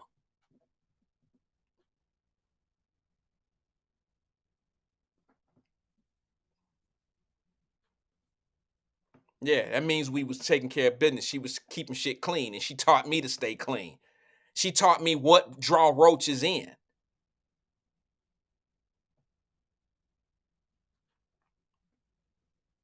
So I want to get to the little situation with T.I. and his son going off on his mother and T.I. Y'all do understand. I don't know how many, has anybody seen the clip yet? Have y'all seen them get into it yet? I'm going to play the clip. What did I name it? Okay. I'm going to play this clip real fast, but I want to set the precedent, if you don't mind, because some of y'all going to think that I'm taking up for the kid. And what I'm not doing is taking up for the kid. I'm just telling you that I see some bad parenting going on here. I see some shit going on where you want a kid to appreciate you for just being who you are versus teaching a kid how to be appreciative through actions by him being appreciative by making them sometime work for what they want, making them understand what they have is not given, but it's earned. And like I said, I don't care how much money you have. I know rich kids, white rich kids that are raised just like this young man right here. It's just his turn to card is going to the hood. He feels more accepted in a place where money and all that shit don't really matter as much as reputation and him being cool and all that old shit, right? That's what his turn to card is. But the truth of the matter is I see two parents that did a horrible job in raising a young man who's learning, who learned how to express himself this way. He's just going off and he's trying to tell everybody in the video, I know you. Y'all don't hear that? When he says, I know you, I know you, I know you. That's telling me a lot.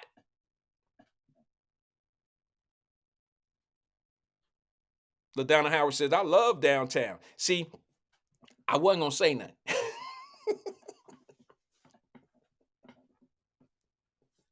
I wasn't going to say nothing, sis. But you was on that short list of what the fuck you doing down here? But you was my partner's, my best friend, my brother, my heart. You was his people. So you was accepted. But you wasn't the only one. We had some other people that was dropped off on the weekends and shit like that. And I'd be like, what the fuck? What are you doing down here? And then as we got older, you had some people that was riding the bus, getting dropped off right down there on Ezra Charles, getting off the bus to spend time in the hood. And guess what, LaDonna? Them same folks right now don't understand why T.I.'s son want to be a hood dude. Maybe he found something fun in the hood. Maybe it's some shit that us old heads don't understand, but at one point, some of us did. I give you another analogy. If any young ladies right now are on here and got a problem with T.I.'s son not wanting to be pampered and rich and all that old shit, I got a question for you. Why y'all like thug dudes? Why did you give the best years of your life to a nothing-ass ninja? Why'd you have a baby with a dude that ain't nowhere in his life, in your kid's life? Why did you want the risky, outgoing, thugged out dude with the tat? Why did you want that? Why was that so attractive to you? You were young. You were young. You didn't know better. You live all the way out in Bond Hill. And you having a baby with a dude in Richmond Village. The fuck is wrong with you? Sorry. No offense, Richmond. No offense, Village. You know what I'm saying? I don't want no smoke. You didn't have a baby with a dude in Lincoln Center. Why? What was so appealing to that lifestyle that you couldn't see that we was down there and we ain't had shit? I know this is too real, right? It's too, Wyatt, don't do that. Don't say shit like that, man. You're going to be pissing people off, man. You being elitist and shit like that. No, I'm telling the truth. I knew a little girl that lived out in Bond Hill. She was the prettiest little thing, went to Woodward. And y'all know y'all Woodwards, y'all had y'all little uppity ways about shit. We can argue that all day long. But the one thing, why we always went out to Woodward talent shows, we was out there choosing. We was trying to see which girl we was going to come up on. Every time we went to Woodward, that's what it was. Fellas only went out to Woodward. If you didn't go to Woodward, if we came out to Woodward, we wanted to see the cuties. We wanted to see the little girls, the cute little girls, and we called y'all rich girls. We called y'all rich girls. And we wanted to see which one we can pull. Now, let me ask you something. Some of y'all was too uppity to talk to some of us.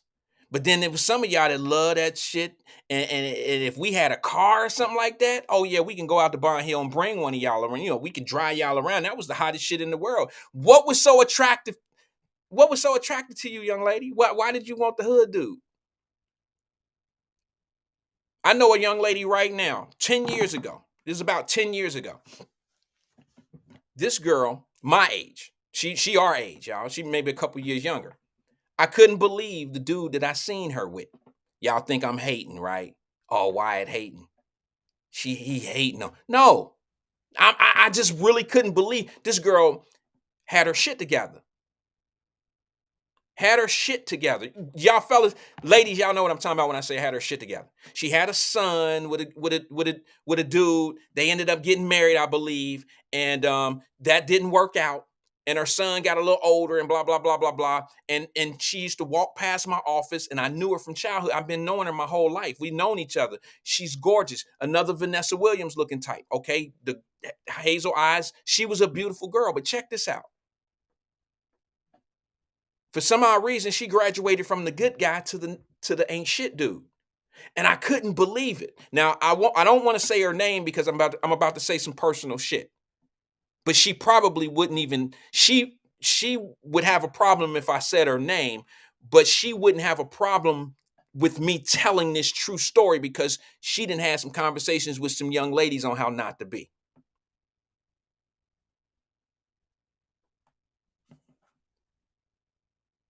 I seen her one time. Y'all know what I do. I seen her one time with this dude and I knew what he was. He was a dope dealer. And I'm looking at her and she looking back at me and she got this look on her face like, and I'm like, what the fuck? What are you doing? What are you doing with this dude? He ain't shit. Like, he don't, okay, what, he nice to you for a moment? I don't know. I don't understand.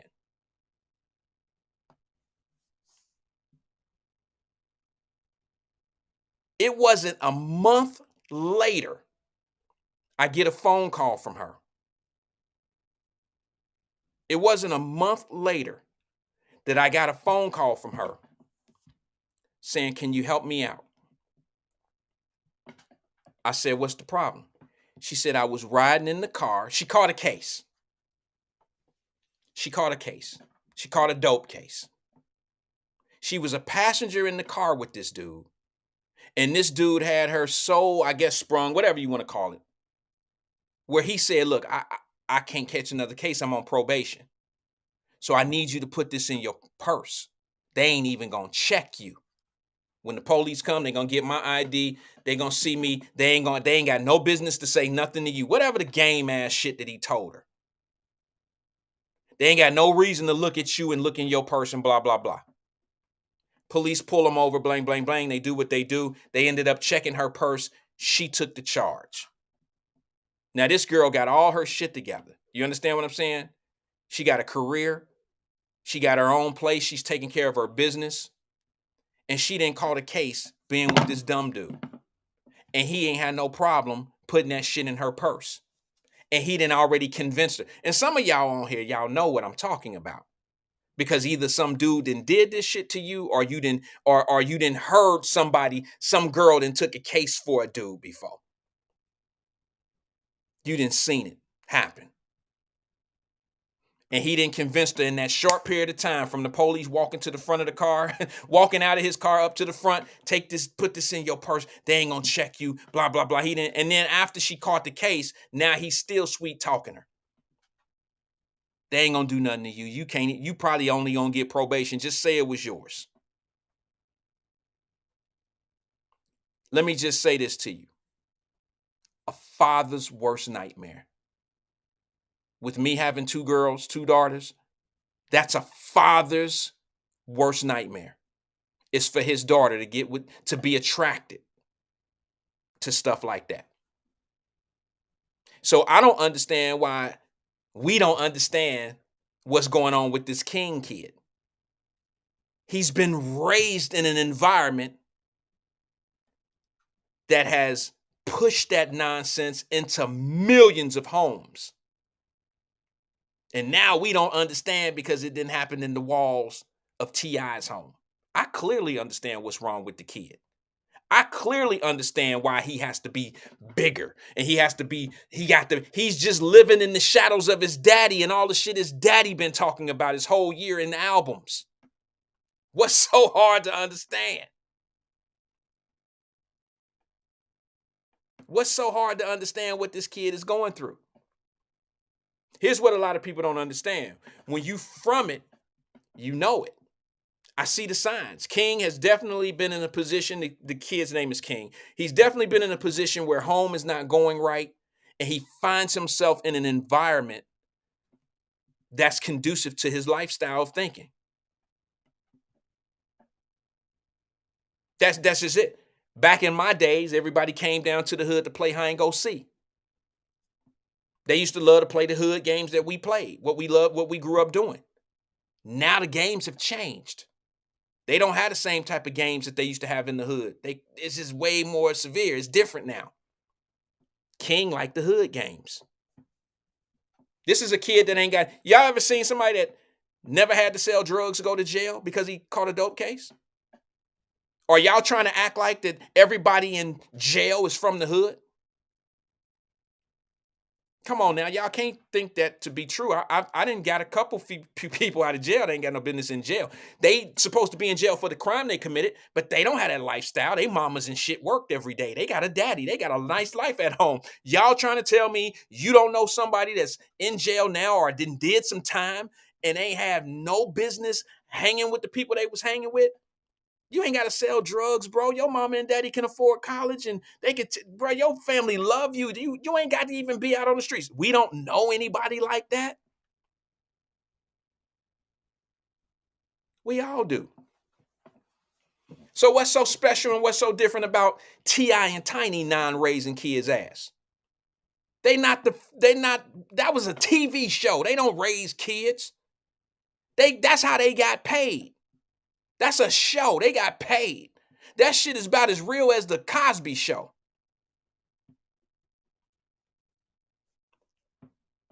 Family Hustle is what it was called. And that's what they was doing. Hustling motherfuckers. That's exactly what it was. It was a hustle. The game is a hustle. The King kid said he didn't even live there. That he would come over there during filming. They was using him. How much respect do you think a kid like that is gonna give his mama and daddy when they using him and he know he being used? He's not old enough and mature enough to understand, let me just settle in right here and get this check and be cool with it. I'll fall back. He ain't that kid. He's a street dude and he loved being a street dude.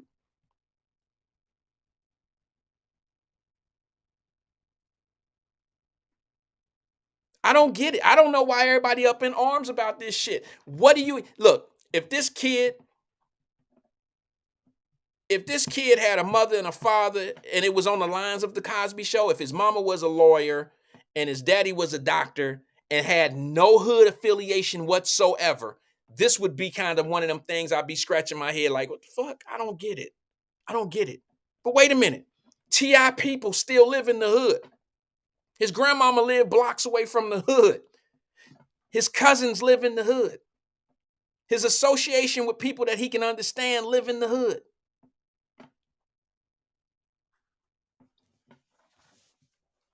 I clearly understand what's going on here. I know what's wrong. And everybody talking about he's slow.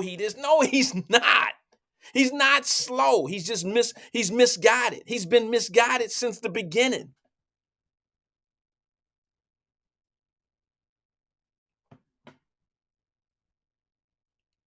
I think this family right here is a total contradiction of what I've been saying on Wyatt Live for 2.5, 3 years now. And that is, if you want a productive family and you want a productive kid, you need a mother and a father. Here's what I'd like to change. I'd like to retract my statement when I say that. When I say you need a mother and a father, I mean you need a real mother and you need a real father. You don't need just somebody. You don't just need anybody. T.I. is a daddy. Okay, he can get on TV and pronounce words and be as straightforward and this and that. And some of y'all I didn't heard say some of the dumbest shit in the world. I'm sorry, I don't mean to say it like that. But some of the comments I heard were really rough and dumb as far as I'm concerned when they say, he just need his ass beat. He need a whooping. Whoop his butt. Whoop his butt. Well, let me just say this to you. I get it. We from that. Now, here's the part where y'all get down on me and probably want to say this is why I don't really watch his show or whatever. But let me express something to you. I'm not trying to be Mr. Goodbar or what all that shit y'all call me. I've never had to whip my daughters. Maybe it's because they daughters. I don't know. But I know some girls that got their ass whooped when I was growing up. Okay. But I've never had to whoop my daughters because of the way I presented what the rewards in life, the structure in life, principles and morals. I line that all up a certain way. There was other ways of punishing your kids than putting hands on them. Now, I got plenty of ass whoopings growing up. But if whoopings work, I would only got one.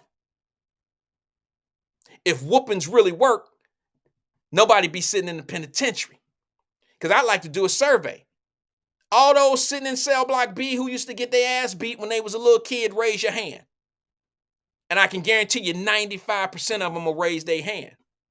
My mama used to tear my ass up. My granny used to tear my ass up. My uncles used to beat my ass. Almost everybody in the joint used to get an ass whooping when they was a little boy or a little girl. And I'd like to ask you, how did that work out? Getting an ass whooping don't stop you from going to jail. It don't stop you from being bad. It just makes you safer at doing what you're doing. Instead of doing it up in the air and up in front and all that old shit, you sneak a little bit different, knowing that the consequences is an ass whooping. So for those that think because he would have got an ass whooping, he need his butt whooped and this and this and this that was going to change him. I got some statistics to show that ass whoopings don't necessarily work for those that are going to be troublemakers. They're still sitting in the joint. They still do what they do. That's like saying, hey, if you start sending people to jail, they won't commit crimes, but yet the jails are full. Make it make sense. Well, if you start sending people to jail and sentencing them for killing that person, then people won't kill people. Yes, they will. Some people don't care. Some people will still kill your ass knowing that their next trip is going to be to a courtroom and then to the jail, to the penitentiary. It's not a deterrent to everybody. Neither is an ass whooping. Mama Birch, I don't mean to put you on blast here, but I know my brothers. All three of my brothers. Jimmy, Darnell, and Big Birch, Dwayne. All my brothers.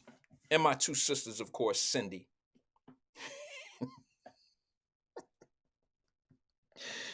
I'm sorry.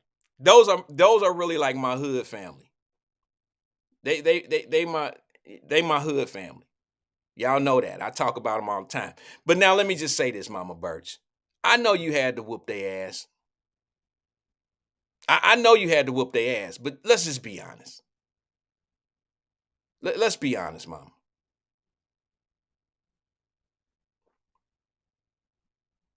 Jimmy was the rough one. Darnell, but Jimmy was not scared of anything. So I'm assuming that those ass whoopings didn't really work for him. I mean, let's be honest. You know what I'm saying, Mama Birch? Like Jimmy used to cut my hair. Jimmy was my, rest his soul. But I'm assuming no ass whoopings, and I know you used to do it. If you whoop my ass, you better have whooped their ass.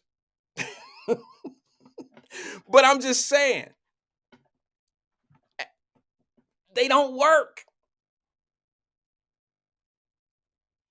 And here go the thing. Y'all, look, DC said Mama Birch looked like she didn't play. Let me tell you something, bro. I'm gonna tell you something. She gonna hang up. She gonna disconnect this shit. Let me tell you something. She is deceiving.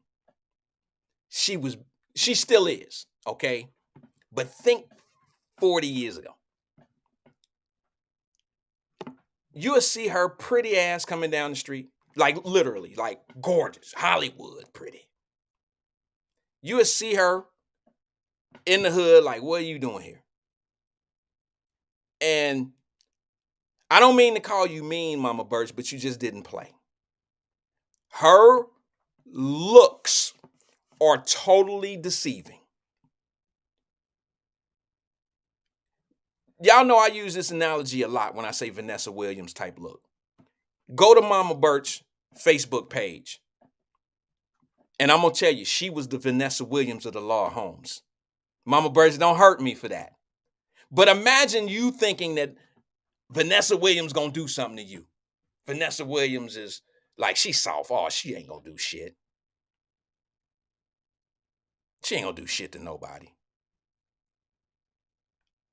I didn't see Mama Birch out there arguing with my.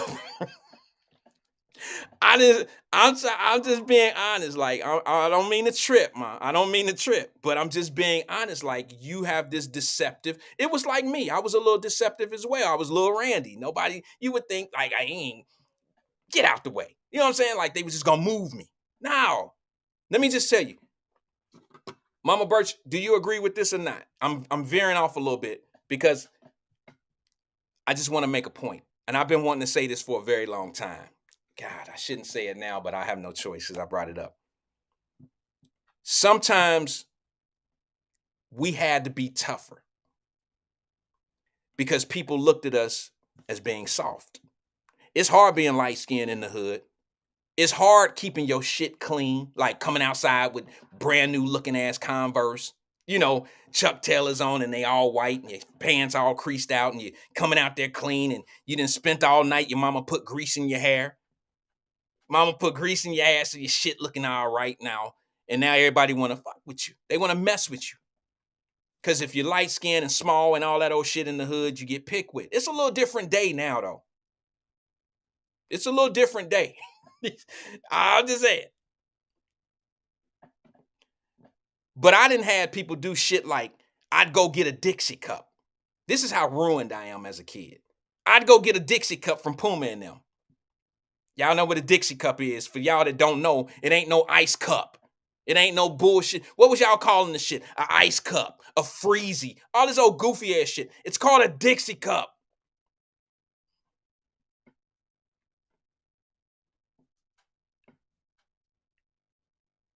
I would go get a freezy, or whatever you call it. I would go get a Dixie cup.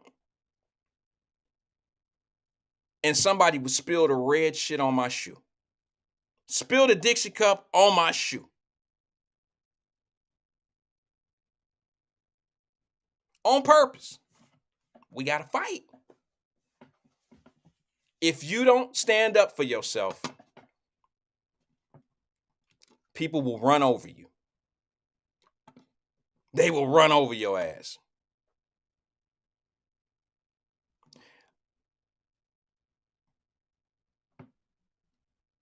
Those are the days. My bad. I'm sorry, y'all. I was reading a couple comments. Look like E-Man is on. I'm going a little bit over my time. Let me just see if let me just check something real fast. Make sure. Let me see. Sorry, guys. I'm looking at my screen here.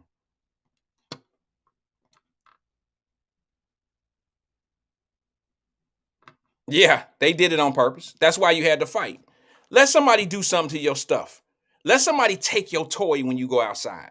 That's how we challenge each other in the hood. Like, if somebody takes something from you, your jacket or your toy or your bike or some shit like that, and you don't do nothing about it, that's your ass. It's just like having a jail mentality. Like, if you get bullied and all that old shit and you don't do anything about it, that's your ass. It's over for you. You're going to have a rough life in the courts.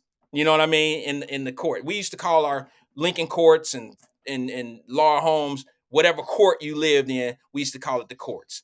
On that note, man, I'm going to peace y'all out. I'll see y'all later. It looks like E-Man is on right now. I don't want to take up into his time. I went over a little bit. Peace and love to everybody. All I can say to you motivationally is just be a go-getter.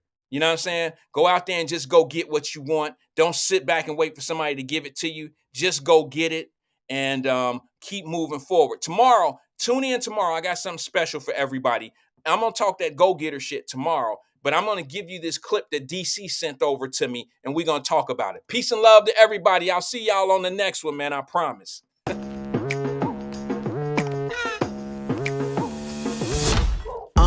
I've been going hard from the night into the daylight, telling them all that yesterday's price is not the same price. Eating up wings for breakfast, I can tell you what it tastes like. Wake up and I see red and I still don't got no brake lights. Yeah, feeling super fly. I look in the mirror, see ambition in my eyes. Got more than one formula, they love the way I drive. Yeah, I've been a prize, there's no need to be surprised. Baby, I'm a go-getter, go-getter. Yeah, you better go figure, go figure. Baby, I'm a go-getter, go-getter. Yeah, you better go figure, go figure. Try and get a big stack in my bag. Boy, you know I'm getting to